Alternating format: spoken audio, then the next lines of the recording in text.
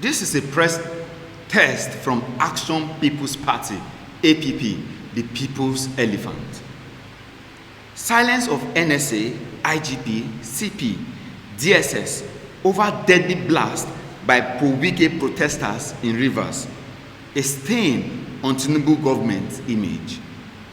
The Action People's Party has said the silence of the National Security Advisor,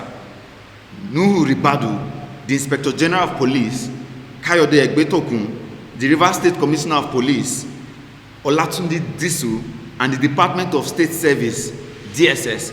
over the deadly blast by pro-Wike protesters is becoming a stain on the image of President Bola Tinubu-led government.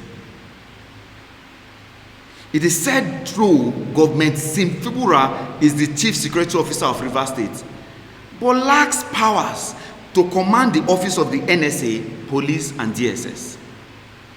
Only President Tinubu, who is the Commander-in-Chief of Armed Forces, can direct the heads of these security agencies to bring those behind the dastardly act to order. We as an opposition party are worried about the continued silence of the NSA, the IGP, the CP, and the DSS since Tuesday, when protesters believed to be supporters of the Minister of FCT, Wike, allegedly detonated an explosive device in Rivers State, killing one person and injuring several others. Ordinarily, we would have kept quiet in order not to meddle into the affairs of what looked like clash of interest of the main opposition, PDP, and its mere twin ruling, the APC. But as one of the vibrant opposition in the country,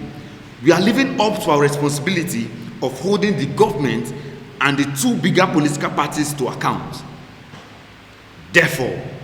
we make bold to say that the prolonged silence of these security agencies, apart from emboldening the supposed Wike supporters to further foment trouble in Rivers, their actions, or rather inactions, is a dent on the image of the Tinubu government, because it shows careless attitude to security and welfare of the people of Nigeria from any state of the Federation. We therefore call on President Tinubu to rise up to the letters and spirit of the oath he took to uphold the Constitution of the Federal Republic of Nigeria, which made security and welfare of the people the primary responsibility of the government.